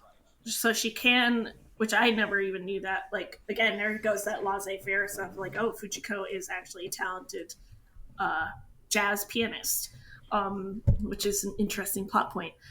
My main thing with Fujiko, yeah, I do think she's probably the least valuable player here. Also, I absolutely cannot stand her hair design in this special. Yeah, Drew laughs because he knows how I feel about that. It's a strange look. It's a very strange look. It does. It's like pulled back, right? It's like a pulled back hair. No, she's got like long brunette, like long dark brown hair with like bangs, and she never really has bangs that often. And like, honestly, I would not really know it's Fujiko if like they weren't calling her by that name, and if she wasn't voiced by Miyuki Sawashiro. I'm just kind of like, oh, who's this new character of the week? Oh wait, what? Yeah, right. So kind of one of the last things I wanted to bring up, sort of generally speaking about this special, is that in a way that is not dissimilar to a lot of other modern Lupin things, especially like Lupin TV stuff, is that this particular special, kind of like we've said earlier, really does deal with a lot of like modern technology, modern politics, and pulls in a lot of stuff from real life and sort of adapts it into the story that they're trying to tell. Like, the central antagonist is like a tech billionaire, like we've said, who's really buddy with the president, who is very obviously modeled after Hillary Clinton, but no, of course not. Edward poorly aged things. Right, exactly. And like Edward Snowden is literally in it, and I think he has a pull quote on the back of the discotheque release, which is hilarious. Yeah, no, actually, I'm glad I'm glad you bring that up because that was actually one of my notes is that he found out about the cameo and loved it, Yes. calling it a lifetime achievement. Right, exactly. That's so incredible. And Lupin is no stranger to doing this. I mean, political figures and, current events have shown up in the franchise since the very beginning. But how do we feel like it was incorporated in this particular special? Let's see. So with this one, this special in particular, I don't mind the incorporation of modern technology. Actually, I very much like how modern technology is incorporated specifically in Part 5, which kind of tackled that head on and had, what if, Lupin versus social media, which was a really cool pitch and I think handled incredibly well. And I guess it's because of the limited runtime.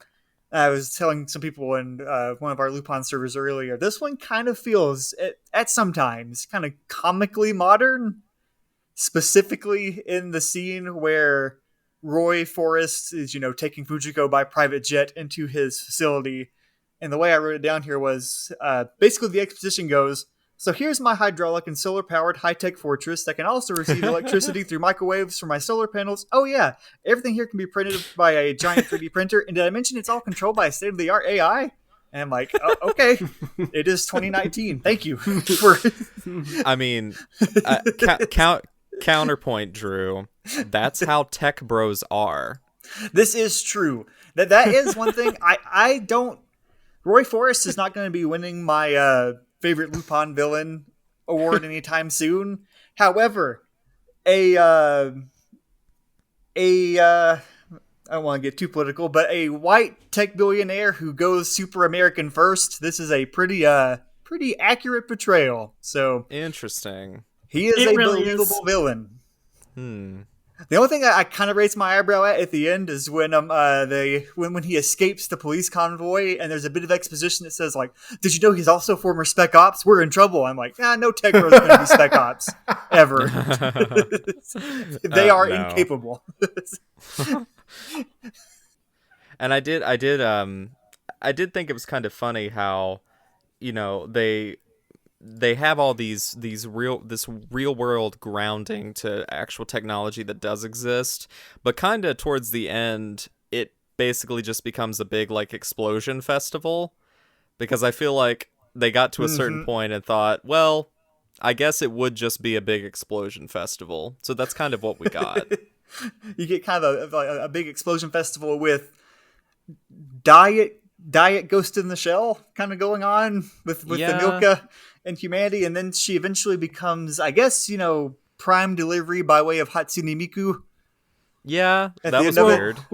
We see her make a 3D printed body, but they never go back to that. No, they don't. They're like, they don't go back to it like explicitly, but did you catch during the end credit scene she is present in the audience for Elise's performance, which is kind of an odd touch that's not really focused on. That wasn't... I just now made the connection, but yes, I did remember seeing her, and that is a very interesting follow-up to that idea. It sounds like maybe they just ran out of runtime and thought, well, we want to do this idea, but we don't know how to do it right, so let's just do it somehow. It's like, you got a writer's room, pitch it to me. So so she becomes a prime delivery, and she sings kind of Vocaloid. Yeah, and she's trying to fix the the state of the world. So Emilka, socialist icon. So Yeah, exactly. It's like, all right, guys, we got it. Perfect. Save the world through Vocaloids.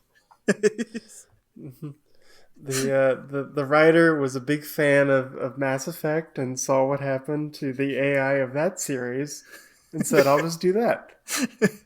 I would say for the modern stuff, I know some people don't like it. They kind of want Lupin to be timeless. But I like that Lupin can pretty much do whatever he wants. It's very Doctor Who-like, where we can set him in any time period.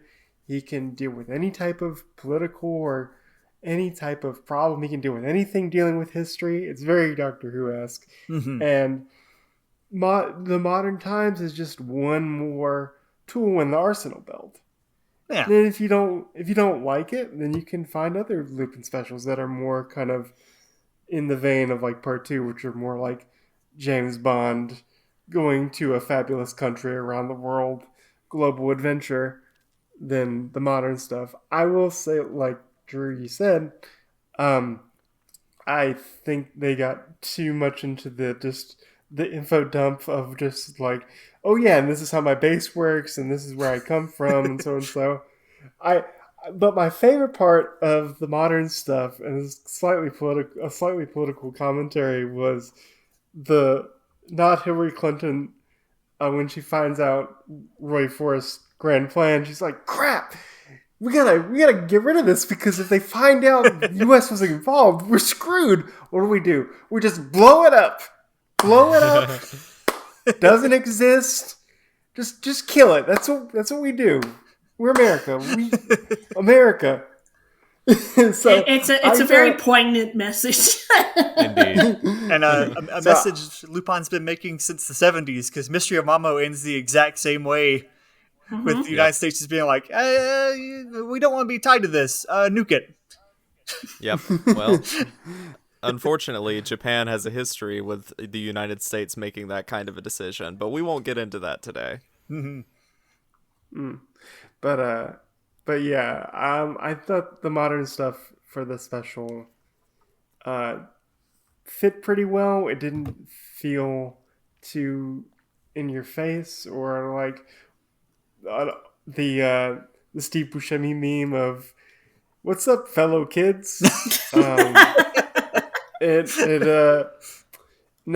felt like it fit in. So I guess, here at the very end, just your brief final thoughts on Lupin the Third, Goodbye Partner. Go, Emma.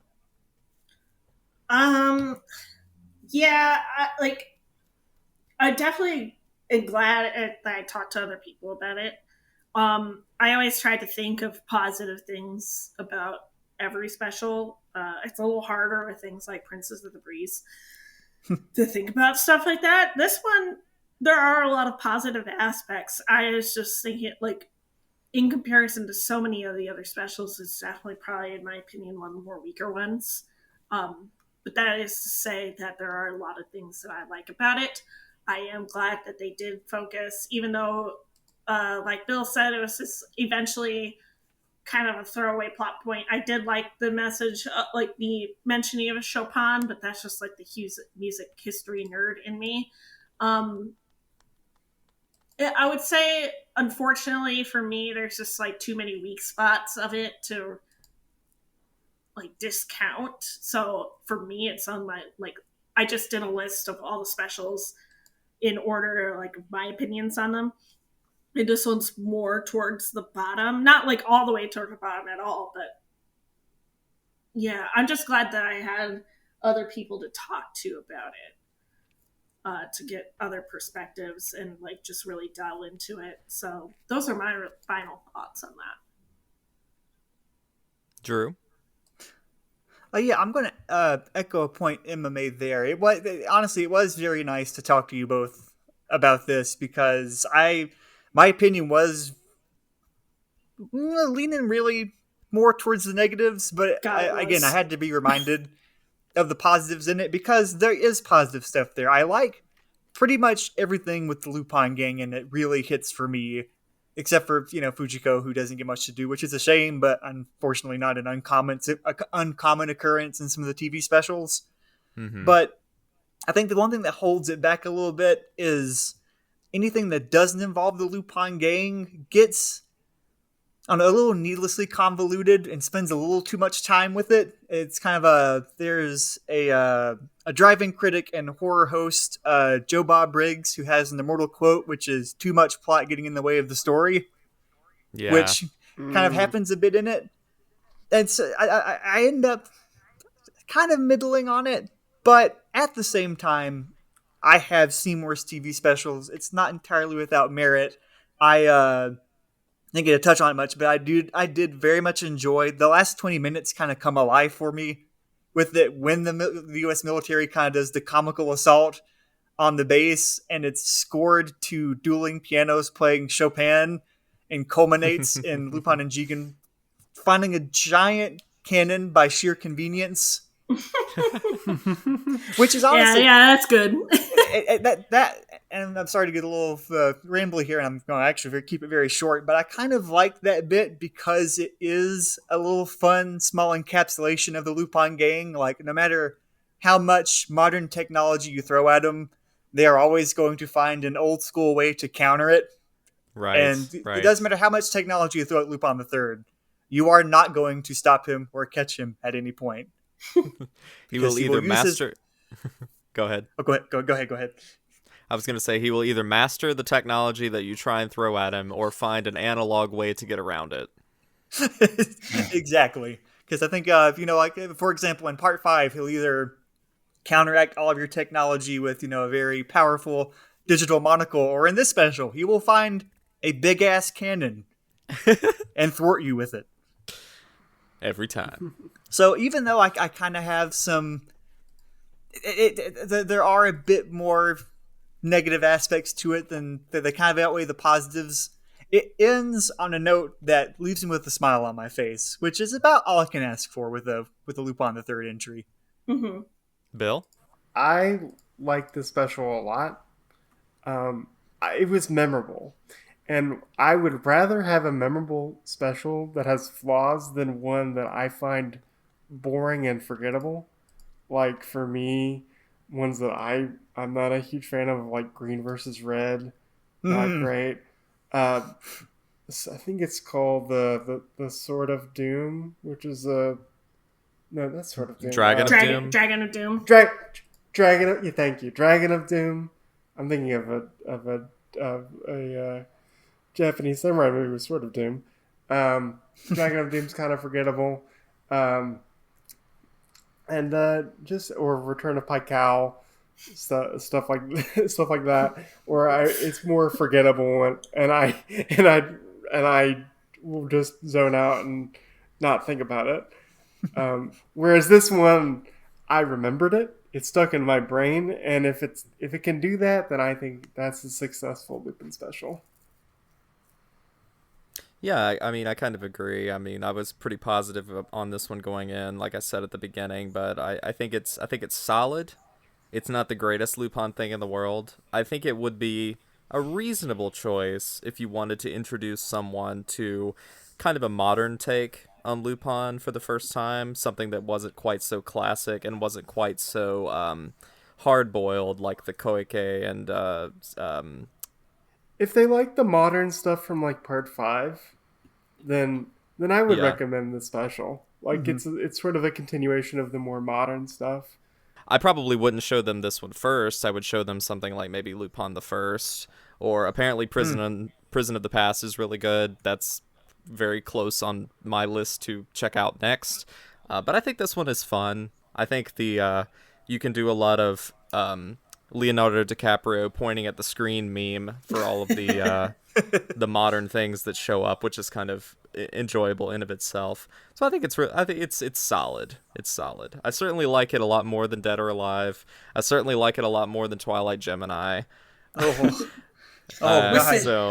There are positive things about every special. I agree. I totally agree with you, Emma. I totally agree. But this one to me is solid. I dig it. It's pretty cool. But on that note, I think just off the top of your head, and maybe this one would be the easiest for Emma, go around the room and everyone say a special you like more than this one and a special you like less than this one. So Emma, since you already have a list, you go ahead. Well, my first two that are tied for first are Episode 0, First Contact, and Tokyo Crisis. Those are my top two. And then I do love Alcatraz Connection so much. So much. I love that special. And then probably least favorite, like closer to the bottom, I already mentioned Princess of the Breeze, and that's low-hanging fruit. I cannot stand, because it's so boring, the Detective Conan special. I'm sorry. Ooh. Wait, sorry. the TV one or the TV series? The TV one or the movie? The TV special. Yeah, that one's bad. Okay, I was like, oh god, I just realized what I did. I was like, shit. I shouldn't have said that. And then you said TV special. And I was like, yes, no, but that one is like Princess of the Breeze is the absolute bottom for me, and then that one's just like right above it. And Bill, for you, what's one you like more than this one, and what's one you like less than this one? Okay, just for clarification, is this just the TV specials and not the movies? I guess since they're so similar, we can count both. Okay. My favorite probably is Tokyo Crisis. No, not your favorite. One you like more and one you like less. One I like... A very specific question. Okay. That's the challenge. Like I failed. Oh, no, you're fine. You know what? Island of Assassins. That's a good one that I like more than this one. And I know I'm probably gonna get pitchforks, but I find Lupin the First very boring. I think it looks beautiful, but if you take away that animation beauty, the story itself is very boring. Mm. You know, Drew, I don't fully agree with that take, but that is a take that's kind of been percolating with me recently, because I think that movie looks gorgeous, but it is kind of like a TV special plot. But getting on one I like more, I'll actually go with one I like more that's a bit related to this one. So Jun Kawagoe had directed a TV special in 2003 before this one called, I don't know if you've seen it, Operation Return the Treasure. Huh. Oh, which, yeah. Yes. Which I enjoy immensely, and I think this is me being my petty self. I think one reason why I kind of docked this special, and this is a completely personal reason, is because in the opening of this special, there's obviously the casino heist. There is the shot of the safe opening and the kind of like crash zoom into Lupin is a direct reference to his special in the opening. And whereas like the opening here kind of felt like kind of going through the motions, the opening of Operation Return the Treasure has this very moody like kind of feel to it, where you got Jigen in a trench coat smoking a cigarette and like under the moonlight with his coat flowing in the wind, and him and Lupin talking about like this plan they have, and Jigen shoots electrical wires out and it leads to a rocket skateboard chase that leads to a boat chase with Zenigata skiing with his feet as boats with RPGs chase. I'm going to stop rambling because that one I like a lot more, because it has, unlike this special, a very brisk pace to it. It kind of goes from set piece to set piece to set piece without kind of slowing down until kind of the third act where it kind of takes its breath. So that is one I would highly recommend that I like more than this. And a special that I like less that has not been mentioned yet. Obviously there's Princess of the Breeze. Twilight Gemini has been mentioned. But I think one I will single out is, and it breaks my heart, is Napoleon's Dictionary. Oh, actually, good choice. Mostly that's because... That's a good one. That's a good choice, yeah. I know that the budget for that one was pretty much minuscule. And the thing is, the budget for that one is so minuscule. It's directed by Osamu Dezaki, and you could not tell that if it weren't for one flashback scene that is entirely in Postcard Memories. But that's it. There are no like crazy lighting choices. There's no... I don't think there's much of like his triple take thing in it, as there usually is. Like, none of his wonderful bag of tricks that is kind of all over Bye Bye Lady Liberty and the Hemingway Papers, and From Siberia with Love, even though I don't love that one as much. I can at least tell that's a Dezaki special. Napoleon's Dictionary is so slow, and when you tell me that it's directed by Osamu Dezaki, a single teardrop just rolls down my eye every time that fact is mentioned. Dang. So, quick sidebar. I'll keep this brief. it has such a premise that could have been so interesting. I know. Seriously. Let's put Lupin the Third in like the Great Race. Right. That sounds awesome. Seriously, but they don't do anything with it at all. There's so many fun parts of that, and it's just awesome so idea. Boring. It's like a CC's pizza. It's an awesome idea for awesome idea for execution. The only thing I could recommend for that thing is on the discotheque release, Daryl Surratt from Anime World Order did a commentary, and that's like the only, I guess, saving grace of that special. Is the auto commentary that's on there. And it's a real shame too, because I cannot cut it any slack, even though the villain looks like me when I grow my hair out, which was odd to see. So true. Which the first time I watched it, my hair was in that state, and I'm like, wait a minute. Wow.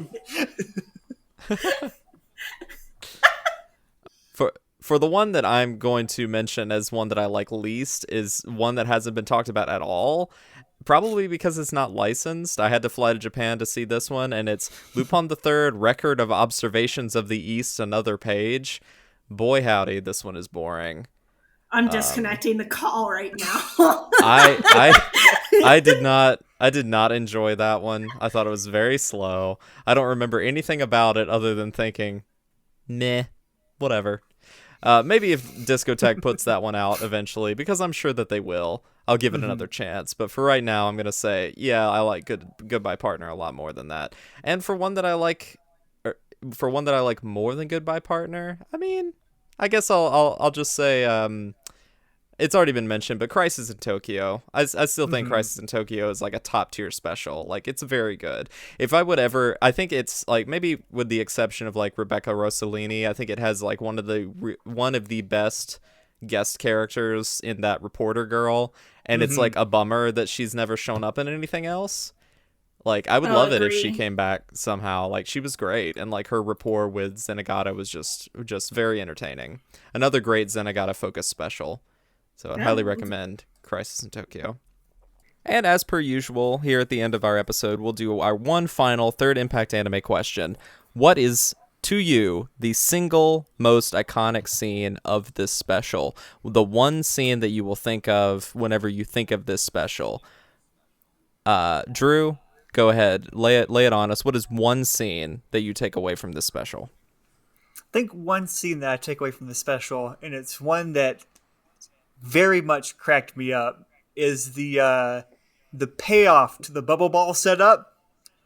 Just the image and the concept of Lupin and Goemon thwarting a barrage of torpedoes with two inflatable, like, little bubble things, causing them. They also have a bomb, but the eruption of all the torpedoes, which causes two battleships to collide and completely decimate each other as Lupin and Goemon ascend in the sky in basically two little, balloons.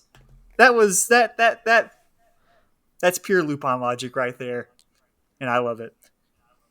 Beautiful. Emma? Probably when Goemon is disguised as Lupin and Lupin is disguised as Goemon in a disguise with Zenigata, and Goemon does that feral snap. That's always the first image that comes to my mind whenever I think of Goodbye Partner. So that'll be mine. Bill? The scene with Jigen trying to do the flower bit from Cagliostro, because I love that's a subtle nod that's not in your face, and that's also a great character moment for Jigen. And mine, maybe unfortunately, but I think it's a great way to end it, will be the CGI noodle hands. Oh no! I thought you were gonna go with the how they disable the bomb with Bluetooth. Oh, I do love that. That's great too. But no, it'll be CGI noodle hands. That is a lasting image. God. It is a lasting image. As someone that watches idol shows, there's worse CGI. I'm telling you, there's worse. I believe you. Or or initial D CGI is worse. Oh. Even newer initial D. And I'm sorry, initial D fans, if you listen to the show. It looks bad. Woof. So, with that, let us do the honored ancient podcast tradition, which is not an ad read, but plugs. So, people, plug away your projects, your Twitters, your Instagrams, your social medias that you want people to engage with you on. So let's go across the room. Let's go with Emma first. Please engage with me. Don't ask to be engaged with to me. Just please engage with me. So on Twitter, I am Emma Wolf, EMMAWOLFE 227. This is my most active social media by far. I'm completely feral on it, but you will see multi-fandom stuff. I talk a lot about the job that I have. I'm a legal assistant at a law firm, so I post a lot of quotes throughout my job. High-octane stuff. I'm an artist, a cosplayer, and fitness enthusiast. And all of my stuff goes on there. I'm also on Instagram, EMWolf, WOLFE 227. That is on Instagram. I post most of my cosplay on there. I also post my animals. I have 2 dogs, 2 Pomeranians, and a gigantic cat. Those are going to be my 2 most commonly used social media. Also, I am a co-host on Sideburns and Cigarettes, but I'll let Drew do the plugging on that one. Let's see. So you can find me on Twitter at DrewHunter15. That's DrewHunter15. You'll find me mostly tweeting about old anime, new anime, Lupin. This time of year, probably some horror related stuff because I do love me the spooky season. That's pretty much the only social media I have that I'm very active on. But for the podcast, Sideburns and Cigarettes, you can find us on Twitter at LupinPod. That's LUPINPOD. And you can find us on Instagram at the same @. And if you want to listen to our show, you can find us on SoundCloud, Apple Podcasts, and Spotify. And I believe we're also available on the Google Podcasts platform. I've actually looked us up and we show up on there, so that's a nice surprise. So if someone wants to us there, we would greatly appreciate it. Nice. And Austin. Well, for me, you can always find me at Bebop Shock over on Twitter, talking about whatever it is that I happen to want to discuss that day. And you can also find the brand Twitter over on, of course, twitter.com/TI_anime. Hopefully, if you're listening to this podcast, you have already followed us. If not, what the heck are you doing with your life? You can also find us on Instagram at Third Impact Anime, and you can find the podcast wherever you listen to podcasts. And I did want to say, just thank you guys so much for coming onto the show and talking about Lupin with us. Well, thank you. Am flattered that you asked us to be on because the work you do on this show is absolutely incredible, and it was an honor to join you to discuss the monkey face thief. His Thank friends. you. That means a lot. and their many adventures. No, we are so happy to be on here.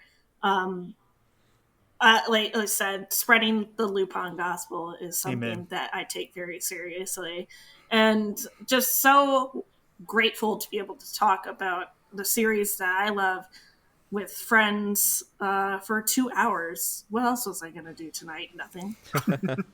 Like, let's be honest. Honestly, I was probably going to watch more Lupin, so might as well talk about it. And I guess that leaves me.